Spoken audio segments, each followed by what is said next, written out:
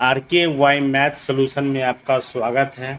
आज हम लोग किसी भी द्विघात बहुपद का गुणनखंड कैसे आसानी तरीका से करते हैं वो सीखेंगे। तो आइए देखते हैं, समझते हैं और सीखते हैं। तो क्वेश्चन है 2x² माइनस में 9x प्लस में 9। ठीक है, तो क्या करना है, फर्स्ट वाले पार्ट को और लास्ट वाले पार्ट को, इसमें तीन पार्ट होते हैं, फर्स्ट पार्ट, सेकेंड पार्ट और थर्ड पार्ट। ठीक है, तीन पार्ट होते हैं, एक, दो और तीन। तो हमको क्या करना है, फर्स्ट वाले पार्ट को और लास्ट वाले पार्ट को गुना कर लेना है। ठीक है, क्या कर लेना है, गुना। तो क्या हो जाएगा, ये 2x² गुने 9, 9 दूनी कितना हो जाएगा, ये 18x²। ठीक है, गुना कर लेंगे। उसके बाद क्या करना है कि 18 को हम लोग को गुणनखंड कर लेना है। तो 18 को करेंगे गुणनखंड तो क्या हो जाएगा, 2 से 9 हो जाएगा और 3 से ही 3 हो जाएगा। तो इस गुणनखंड में से ऐसे दो अंक चुनने हैं जिस अंक को हम गुना करने पर 18x² आ जाए और जोड़ने पर इतना मिल जाए, 9x मिल जाए। तो 18 आने के लिए और 9 आने के लिए कौन सा अंक इसमें से हम सेलेक्ट करें। तो इसमें से हम 3 2 जा 6, मतलब 3 दूना 6x ले लेते हैं और 3x ले लेते हैं। इस गुणनखंड में से ऐसे दो अंक हमको चुनना है जो गुना करने पर 18 और जोड़ने पर 9 पूछ जाए। ठीक है, तो 6x और 3x जोड़ने पर देखिए 6x और 3x कितना पूरा है, 9x।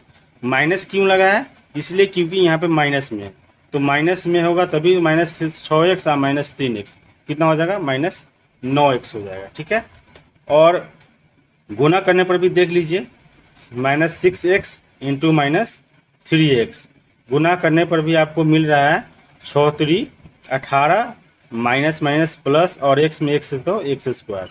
मतलब ये है कि जोड़ने पर भी 9x, ठीक है, और गुना करने पर 18x² पूरा है। एक मिनट, और जोड़ने पर ही क्यों, क्योंकि यहाँ पे गुना करने पर जोड़ में 18x² आया है। ठीक है, तो जोड़ में आया है इसलिए जोड़ने पर, अगर घटाव में आता, माइनस आता तो घटाव करने पर होता। ऐसा दो अंक जिसको घटाने पर इतना मिल जाए, अगर यहाँ पे घटाव होता तो। ठीक है, यहाँ पे जोड़ का साइन है इसलिए जोड़ने पर हमको इतना पुराना है और गुना करने पर पुराना है। ठीक है, तो इस दोनों अंक को हम लोग क्या करेंगे, इस 9x के जगह पर लिख लेंगे। तो ये 2x² हो गया, ये हो गया 6x -9 3x प्लस में 9।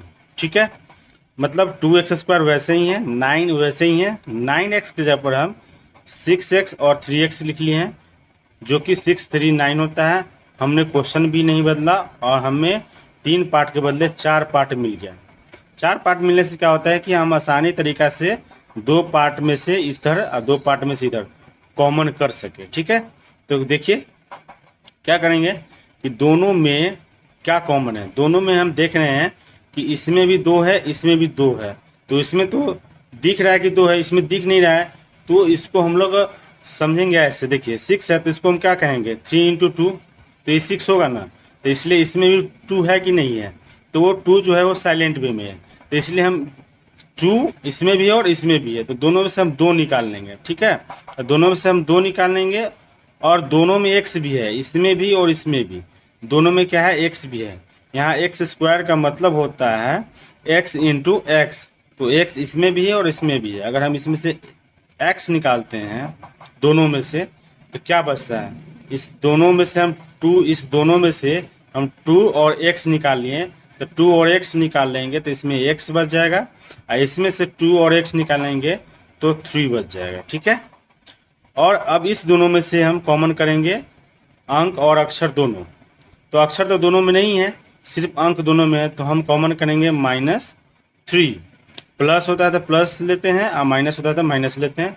3 दोनों में, अब कैसे, तो 3 तिया 9 होता है और 3 एकम 3 होता है, तो दोनों में 3 है, तो 3 निकाल लेंगे तो इसमें बच जाएगा प्लस में x और इसमें बच जाएगा माइनस में 3।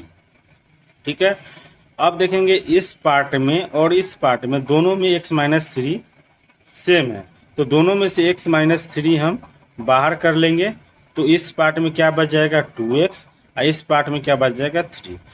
तो इस तरह से मेरा द्विघात समीकरण का गुणनखंड हो गया। तो इस तरह से आप सवाल को बार बार प्रैक्टिस करके सीख सकते हैं। एवं वीडियो में बने रहने के लिए धन्यवाद।